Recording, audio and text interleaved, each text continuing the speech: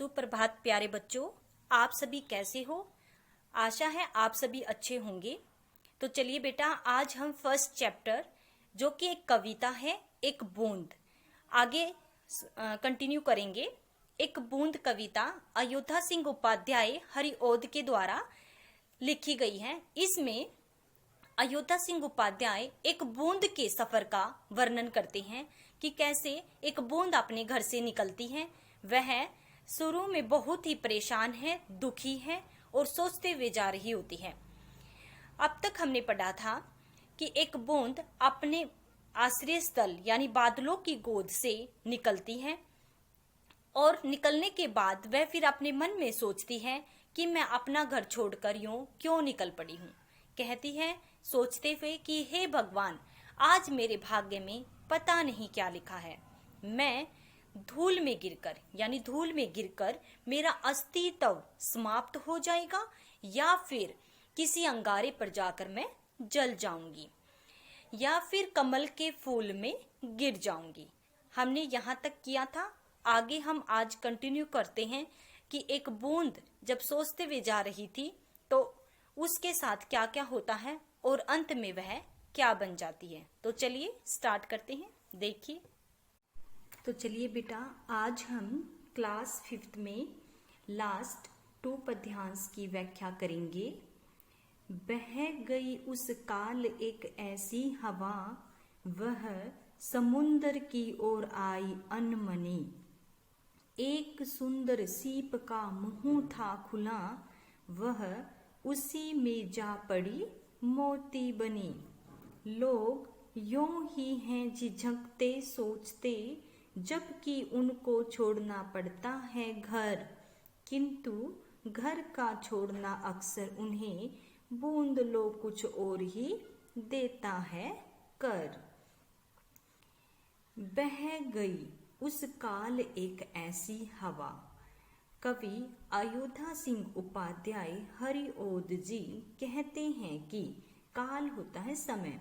उसी समय एक ऐसी हवा चलने लग गई। बह गई मतलब कि एक ऐसी हवा चलने लगी, वह समुंदर की ओर आई अनमनी। समुंदर मीन्स समुंदर और अनमनी मीन्स उदास। देखिए सभी, समुंदर मीन्स समुंदर, अनमनी बिना मन के उदास, बिना मन के उदास।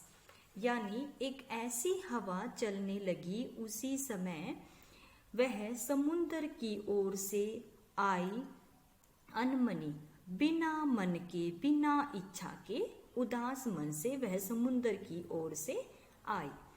एक सुंदर सीप का मुंह था खुला, वह बूंद समुंदर की ओर से आई हवा के साथ ही बह चली। एक सुंदर सीप का मुंह था खुला, वह उसी में जा पड़ी मोती बनी। और वहां समुंदर में एक सीप, सीप देखिए, सीप में शंख, एक सीप यानी शंख का मुंह था खुला, वह उसी में जा पड़ी और कुछ समय बीत जाने के बाद मोती बन गई। क्या बन गई? मोती बन गई। लास्ट देखिए, लोग यूं ही हैं झिझकते सोचते, जबकि उनको छोड़ना पड़ता है घर, किंतु घर का छोड़ना अक्सर उन्हें बूंद लो कुछ और ही देता है कर। यहाँ पर कवि अयोध्या सिंह उपाध्याय हरिओद जी कहते हैं कि जब लोगों को अपना घर छोड़ना पड़ता है, कोई भी कठिन परिस्थितियां जब उनके जीवन में आ जाती हैं और उनको अपना घर छोड़ना पड़ जाता है, तो उनको झिझकना नहीं चाहिए।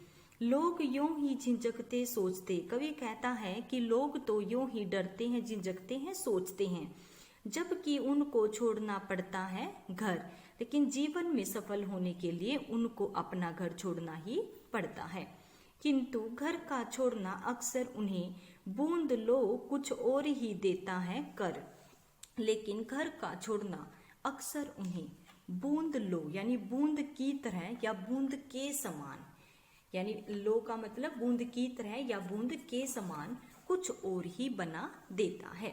जैसे बूंद भी जब अपने आश्रय स्थल बादलों की गोद से निकली तो वह बहुत उदास थी। अपने मन में सोचे जा रही थी कि आज मेरा पता नहीं क्या होगा, लेकिन अंत में वह मोती बन जाती हैं। उसी प्रकार जब लोग अपना घर छोड़ते हैं, यदि वे मेहनत करें तो बूंद की तरह उनका भाग्य भी उदय हो जाता है।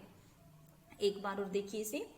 बह गई उस काल एक ऐसी हवा, वह समुद्र की ओर आई अनमनी। एक सुंदर सीप का मुंह था खुला, वह उसी में जा पड़ी मोती बनी। जैसे ही वह सोचते हुए एक बूंद जा रही थी तो उसी समय हवा चलने लग गई। वह हवा समुद्र की ओर आई और बूंद बिना किसी मन के यानी बिना किसी अपनी इच्छा के उसी ओर बह चली, यानी समुद्र की ओर बह चली। एक सुंदर सीप का मुंह था खुला, वहां पर समुद्र में एक सीप यानी शंख का मुंह खुला हुआ था।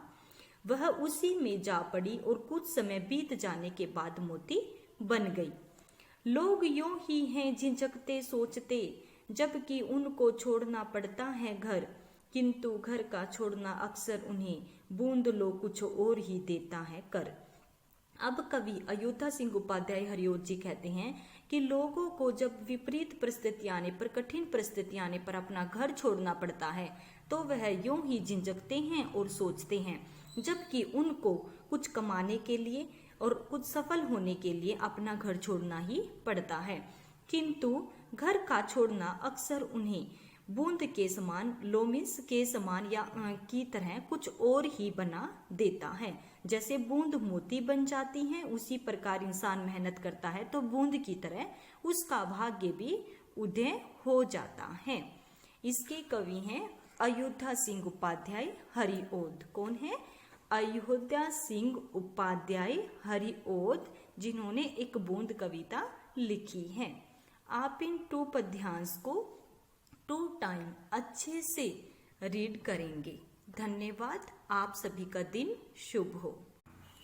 अच्छा बच्चों, आप सभी को ये कविता समझ में आ गई? एक बूंद कविता में आज हमने पढ़ा कि एक बूंद सोचते हुए जा रही थी कि आज उसका पता नहीं क्या होगा। वह धूल में गिरकर समाप्त हो जाएगी, अंगारे पर गिरकर जल जाएगी या कमल के फूल में जा गिरेगी। ऐसे सोचते हुए जा रही थी। उसी समय समुद्र की ओर से हवा चलने लग गई। वह बिना किसी मन के उदास मन से उस हवा के साथ बह चली। वह समुद्र की ओर जा रही थी और जाते ही वहां पर एक शंख का मुंह खुला हुआ था। वह उसमें जा पड़ी और कुछ समय बीत जाने के बाद मोती बन जाती है। और फिर लास्ट पद्यांश में बताया गया है कि जब लोगों को कठिन परिस्थितियां आने पर, कोई भी मुश्किल यदि उनके जीवन में आती है और उनको अपना घर छोड़ना पड़ता है, तो वो बेकार में ही चिंता करते हैं। हमें चिंता नहीं करनी चाहिए। हिम्मत और धैर्य के साथ हमें कठिन परिस्थितियों का सामना करना चाहिए। तो लोग जब अपना घर छोड़ते हैं तो कुछ कमाने के लिए, जीवन में सफल होने के लिए छोड़ते हैं। तो हमें अपने जीवन में सफल होने के लिए घर को त्याग करना पड़ता है, लेकिन हमें अपने मन में चिंता नहीं करनी चाहिए, क्योंकि बूंद की तरह ही जैसे बूंद अंत में मोती बन जाती है, उसी प्रकार यदि मनुष्य घर छोड़कर मेहनत करें तो वह भी बूंद की तरह सफल हो जाते हैं। बूंद की तरह उनका भाग्य भी उदय हो जाता है। यह कविता अयोध्या सिंह उपाध्याय हरिओद के द्वारा लिखी गई है। आज ये कविता आपकी कंप्लीट हो चुकी है। धन्यवाद। इसको 2 टाइम रीड करें। धन्यवाद। आप सभी का दिन शुभ हो।